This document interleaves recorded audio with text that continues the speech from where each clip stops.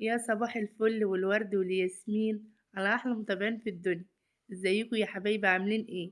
صباح الرضا والجمال والمانجا، صباح القشطة والسكر، صباح السعادة والسكر الزيادة على أحلى وأجمل متابعين في الدنيا. قبل ما نبدأ الكلام يا حبايبي تعالوا نصلوا على النبي. صلوا على النبي يا حبايبي عليه الصلاة والسلام. تعملي ايه يا أم تغريد النهاردة كده غرقانة مية كده بتعملي ايه؟ مين غسل السجاد بتاع العيد؟ كل سنة وانتم طيبين. انتوا عارفين يا حبايبي اللي دي دخلة عيد ولازم نغسل السجاد بتاعنا ونروق ترويقة العيد. احنا بنروق على طول وبنغسل على طول، بس العيد بيبقى فرحة ولازم نغسل السجاد وكل حاجتنا. والمطبخ انتوا عارفين قبل كده اللي احنا روقناه قريب، بس لازم ايدينا فيه على طول. كل سنة وانتوا طيبين يا حبايبي بمناسبة العيد، وعيد سعيد عليكم يا رب، وتفرحوا بعيالكم وما تشوفوا فيهم حاجة وحشة، وكل 100 سنة وانتوا طيبين. والوقت بقى غسلنا السجاد كله، وقعدنا ندعك فيه كل شوية، وأنا غسلت شوية وتغريد شوية وأيمن شوية، وكل واحد يغسل شوية، وأنا أقول لهم خلاص أنا ما عدتش قادرة أنا تعبت، يلا اغسلوا انتوا بقى. فضلت ماسكة لهم الخرطوم وهم يغسلوا وأنا أرش عليهم مية. شفت الشغلانة السهلة بتاعتي، وهم قلت لهم يلا اغسلوا انتوا بقى مع نفسكم. لميت السجاد والحفظتين بتوعي وقلت كل اللي عندي هغسله، وانا كل شويه اقول لهم ايه الحته دي ما نطفتش، عيدوا عليها. شايفين البقعه دي كل شويه والله العظيم كل شويه اقول لهم لا عيد على الحته دي تاني. انت تعبتينا يا ماما انت تعبتينا، قلت لهم معلش مشاري كبيره وشايفه الحته الوسخه ما انتوش شايفين. وبعد ما خلصنا السجاد والحمد لله، انتوا عارفين ان انا ايديا في الشقه على طول وفي المطبخ على طول، قلت لازم اروقه بقى تروقه حلوه كده. وتغيرت مسكته غسلت الضلف وقعدت تروق فيه، قلت لها مع نفسك بقى، أنا أشوف حاجة تانية أعملها وأنتِ مع نفسِك. قُلنا دايمًا على طول نصلّي على النبي ونذكر الله، ونترحّم على أمي وأبويا وموتانا أجمعين يا رب العالمين. شايفين يا حبايب قلبي رمضان عدّى في ثانية إزاي؟ قولوا لي في التعليقات مين حَس برمضان؟ في ثانية، الشهر فات في ثانية. تاني يوم أبُص ألاقي أسأل أيمن النهارده كام؟ يقول لي ده النهارده 10، ده بقى 15، ده النهارده 20، في ثانية رمضان جِري والله ما حسّينا بيه. كان لمّة وفرحة وبهجة. كل سنة وأنتم طيبين يا حبايب قلبي بمناسبة العيد، ربنا يجعله عيد سعيد عليكم يا رب، وتفرحوا بعيالكم ما تشوفوا فيهم حاجة وحشة.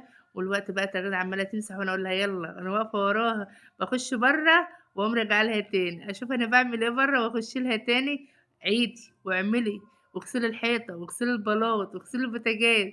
تقول لي يا ماما أنتِ صعبة، ده أنا أمّا أتجوز هارتاح منِّك. قُلت لها متهيأ لِك والله، هترجعي تقولي ولا يوم من أيامِك يا ماما. وما شاء الله بقى هي سِبتها مع نفسها وقعدت بقى. أنا طقم التوابل ده برضه غسلته قريب، بس هي قالت يا ماما هامسحه وأمشّي إيدي عليه، قُلت لها خلاص ماشي أنتِ اعملي المطبخ وأنا هاطلع برّه أشوف هاعمل إيه.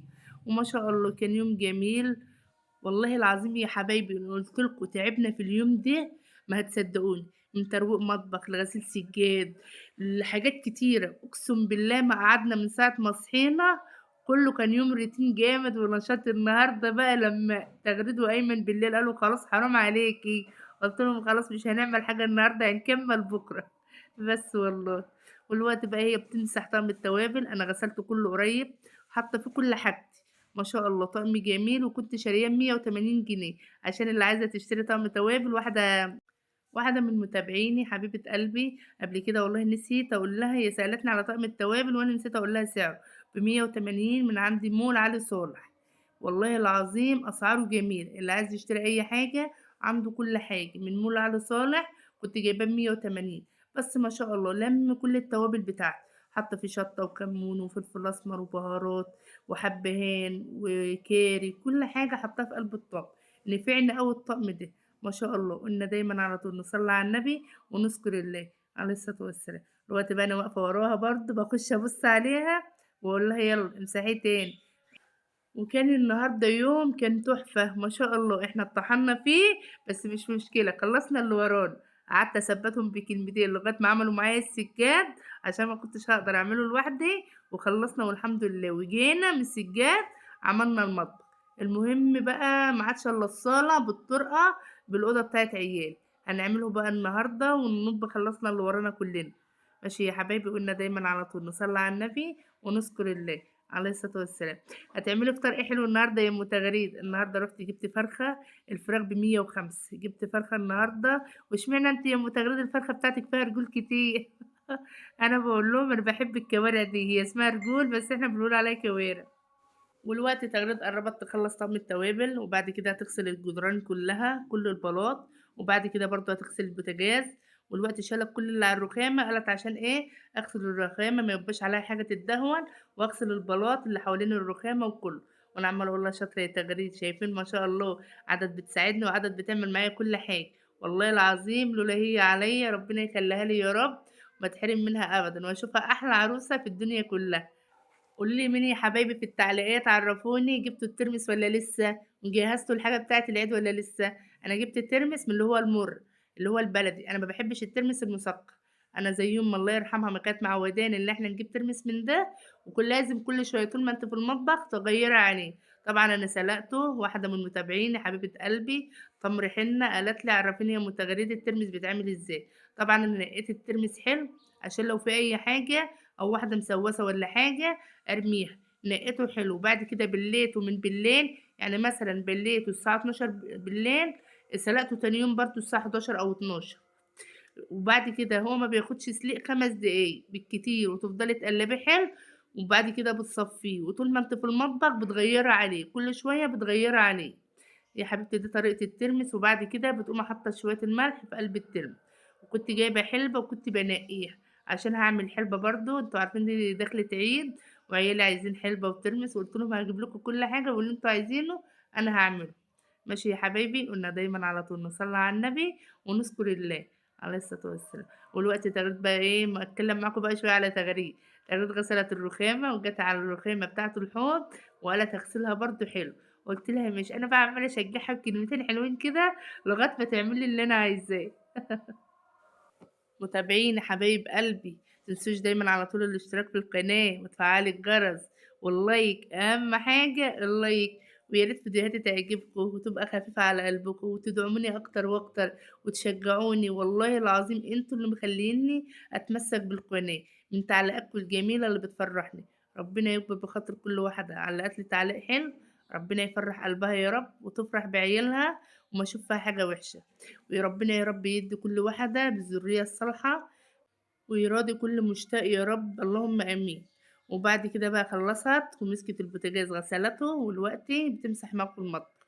شايفين والله العظيم إحنا ميعادنا النهارده، بس لازم نعمل كده، إحنا على طول إيدينا في المطبخ وفي الشقة على طول، ما شاء الله. ربنا يخليكم ليّا يا رب ما تحرم منكم أبدًا. شايفين بقى هي بقى عمّالة إيه أو تقول لي برّه يا ماما املي لي الجردل بالشرشوبة، وأنا أقول لها ماشي حاضر. ما شاء الله خلّصنا وشايفين بقى الترمس على الرخامة، ودي المواعين كان في طبقين وحلتين وغسلتهم، وطبقين بلاستيك لازم على طول إيديّا في المطبخ، ودي الفرخة بقى اللي أنا جايباها، طبعًا أنا جايباها كبيرة قطّعتها. قطّعتها عشان أعملها صينية ببطاطس في الفرن، ما شاء الله، اشمعنى يا أم تغريد الفرخة بتاعتِك فيها رجول كتيرة؟ أنا باحب الرجول، لمّا بيكون في رجول هناك باشتري، لو في ب10 باجيب، ب15 باجيب، أمّا بيبقى في رجول هناك باجيبها، وطبعًا غسلتها بدقيق وملح ونقعتها وقطّعتها ما شاء الله، دلوقتي بقى أنا كنت قطّعتها وشطفتها بقى من الدقيق والملح عشان كنت ناقعاها، وغسلتها مرّة و2 لازم تتشطف حلو عشان الدقيق اللي بيبقى فيها، ودي شكلها بعد ما شاء الله بعد ما شطفتها، ما شاء الله الفراخ النهارده كانت ب105 الله المستعان على الغلو ده، والله ما إحنا عارفين الفراخ دي هتودينا لغاية فين، شوية تبقى ب110 وشوية ب108 ربنا يسترها علينا يا رب. وبعد كده بعد ما غسلتها كنت فارمة شفشق طماطم حلو مُعتبر كده عشان البطاطس، وباقطّع الوقت معاكم البصل، ولازم أحُط فصّين توم، فصّين التوم دُولي بيخلّوا صينية البطاطس دي في حتّة تانية ماشي، والوقت بقى أديني باقطّع التوم، قطّعت البصل، وهانزل بشوية كمون وشوية فلفل أسمر، أنا باعرّفكم الطريقة بس أنا لسه ما نزلتش، باعرّفكم واحدة واحدة، الوقت أنا لسه باقطّع معاكم التوم، قطّعت البصل وباقطّع التوم. ماشي يا حبايبي، وجبت معايا 5 حبّات بطاطس والّا 4 وقطّعتهم حلقات، والوقت بقى أنا بانزل بالتوابل، نزلت بشوية فلفل أسمر وال7 بهارات وشوية ملح وشعرة كمون، وما شاء الله كانت جميلة بألف هنا يا رب لكل اللي كَل منها، قُلنا دايمًا على طول نصلّي على النبي عليه الصلاة والسلام، قعدت أدعكها بقى كده، وبعد كده كنت مجهّزة البطاطس غسلتها وقطّعتها، والوقت هانزل بالبطاطس. ما شاء الله، شايفين بقى مقطّعة البطاطس حلوة إزاي، والوقت نزلت بالبطاطس في قلب الصينية بعد ما دعكت البصلة بالبهارات، ما شاء الله، وكنت بافرُم الطماطم جبت ييجي كيلو وربع طماطم كده، الطماطم المستوية الكيلو وربع ب10، داخلة عيد وكل حاجة شادة الوقت، الطماطم شادة والليمون بقى ب100 جنيه، كان ب80، آخر مرة جايباه ب80، الوقتي بيقولوا ب100 جنيه، بس أنا والله لسه ما اشتريه.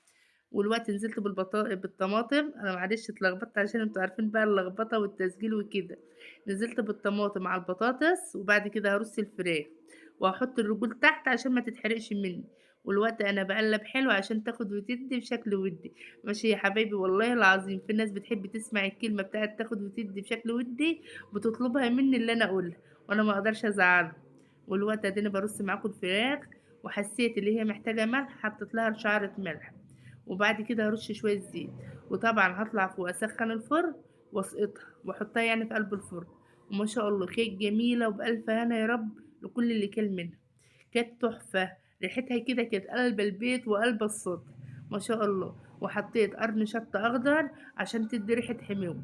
ماشي يا حبايبي، قلنا دايما على طول نصلي على النبي ونذكر الله عليه الصلاة والسلام. إيه رأيكم بقى في الفراخ؟ والوقت هطبخ الرز، أنا مكنتش لسه طبخت الرز عشان الأكل يبقى ساخن. والوقت نزلت بشوية زيت، ولما يسخنوا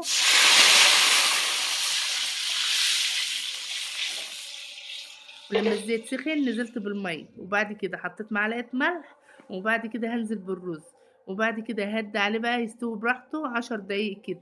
ما شاء الله. الوقت اللي لسه بعرفكم نزلت بالملح اهو، وما المية تغلي نزلت بالرز برضه اهو. انا بقول لكم الطريقة واحدة واحدة، انا عارفة ان انتوا كلكم ستات بيوت وبتطبخوا، بس انا بعرفكم الروتين بتاعي، انا بدأت يومي ازاي وبعمل ايه.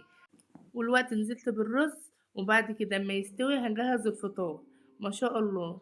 سلفتي فطرت معايا في اليوم ده، قالت لي طالما جايبه رجول انا هفطر معاكي في اليوم ده. انا قلت لها تفطري معايا، انا جايبه نص كيلو رجول. قالت لا معاكي ام محمد، ربنا يخليها يا رب وتفرح بمحمد. والوقت بقى نزلت بقى بفرغ، بطلع الفراخ والرجول. ما شاء الله. بحط بطاطس، واللي عايز بقى من الصدر بديله، اللي عايز من الورك بديله، واللي عايز الرجول ياخد. والوقت بفرغ الاكل عشان ما عادش الا 5 دقايق، عيالي بره وسلفتي وانا جهزت الفطار. وبعد كده كنت جايبه جوافيه وقلت اما اعملها عصير، عملتها عصير وصفتها وحطيتها في الفريزر. وما شاء الله اهم حاجه السلطه، قلت لكم طبق السلطه دي في الصيام في حته تانية. ما شاء الله. وطلعنا فرشنا سفره وحطينا الاكل بره. ماشي يا حبايبي، ايه رايكم بقى؟ وقلت لكم انا كنت جايبه حلبه، بعت تغريد جابت لي حلبه الكيلو باين ب80، انا قلت لها معاكي 25 هاتي بيهم. بس والله طفحتنا عما نقيتها حلو.